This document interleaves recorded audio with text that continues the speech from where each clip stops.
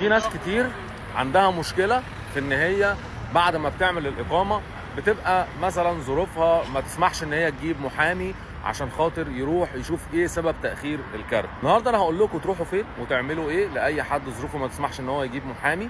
الموضوع سهل وبسيط، هقول لك دلوقتي تمشي ازاي وتروح فين وتيجي منين. الموضوع سهل جدا، مش محتاج ان انت تاخد محامي طالما انت ظروفك ما تسمحش، لان المحامين هنا بصراحه عشان يروح معاك مش اقل من 150 يورو 120 وممكن يوصل ل 200 و250. طيب خلينا نختصر بقى الموضوع. احنا هنا فين؟ احنا هنا يعتبر انا واقف في النص ما بين حته اسمها انجوس ماشي في العاصمه، او ما بين حته اسمها مارتي مونيش. يعني هنا اهو كده مارتي مونيش، هنا كده اهو انجوس. الموضوع مش صعب، محطة المترو هتطلعك من هنا او هتطلعك من هنا. طيب هتيجي عند الكنيسة دي، شايفين الكنيسة دي اهي؟ الكنيسة دي هتقف قدامها، وقدامك هنا برضو ده منفذ للكنيسة، ده برضو بيساعدوا الناس فيه. برضو معلومة، كل يوم سبت وحد تقدر ان انت تيجي هنا لو انت محتاج اكل محتاج شرب تابع للصليب الاحمر. هتمشي كده على طول، تمام اهو ادي الكنيسة اهي، هتخليها على يمينك، هتمشي كده على طول عشان تروح المركز الرئيسي. لو انت بقى ايه، واحد يقول لي مثلا انا بصمت مثلا فين اهو، هنخش يمين، هتيجي تقول لي مثلا انا بصمت في مكان بعيد عن لشبونه، مكان مثلا في بيجا، مكان مثلا في فارو، في اي مكان في البرتغال. فانت عشان تروح ساعتين ثلاثه مشوار كبير جدا، ولو خدت معاك محامي ده هيطلب منك 1500 ولا 2000.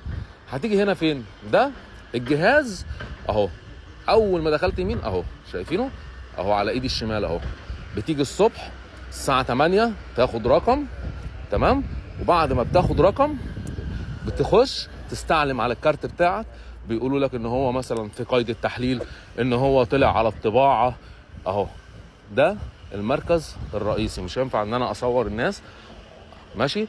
فهتيجي هنا، الموضوع سهل وبسيط، مش محتاج ان انت تجيب محامي معاك، مش محتاج ان انت تسأل حد، بتيجي بنفسك اهو. المكان ما يتوهش، حاول ان انت تيجي بدري، اهم حاجة بيتكلموا انجليزي. بتخش هنا اهو، كل دول جايين يستعلموا عن الكارت بتاعهم، عنده مشكلة عنده حاجة. تيجي هنا ومجرد ان انت بتيجي بتاخد رقم، بعد ما بتاخد رقم بيجي دورك بتخش تسأل على الكارت بتاعك. بيكون طبعا معاك ما يثبت ان انت بصمت وتصورت، والورقة اللي جات لك هل انت واخد فيديكيشن ولا مش واخد فيديكيشن. الموضوع مش صعب. الكنيسة اهي زي ما انتم شايفين، وادي ورايا المكان اللي انت هتيجي تسأل فيه، وربنا يسهل للجميع. مش محتاج ان انت تجيب محامي، مش محتاج ان انت تخلي حد يساعدك. تعالى بس انت هنا وان شاء الله هتعرف الكارت بتاعك وصل فين، وهو هيبلغوك بكل جديد. ولو ناقصك حاجة هيقول لك انت ناقصك حاجة، تمام، برضو انت بتبقى عارف ايه اللي ناقصك، وبتبعت ايميل بالورقة اللي هي ناقصاك عشان خاطر تقدر ان انت تستعجل الكارت بتاعك وتبقى عارف ان انت كده امورك في التمام. الموضوع بياخد شويه وقت بالنسبه للناس الكروت بتاعتها بتتاخر، عشان خاطر في ناس كتير بتبصم، بيختلف البصمه ما بين قايمه وقايمه. في قايمه ممكن تجيب لك الكارت بسرعه، ما بيكونش عليها ضغط كبير كل ما بتبعد بعيد عن العاصمه، وفي قايمه اشهرهم مثلا كاشكايش دي بتتاخر.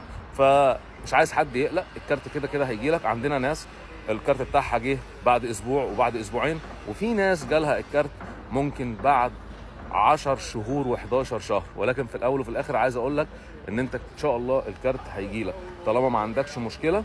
هم بياخدوا بس ايه وقت في التحليل بقى، موظفين حكومه، ناس كبار في السن، ناس ممكن تاخد الملف بتاعك وتلاقيه مركون.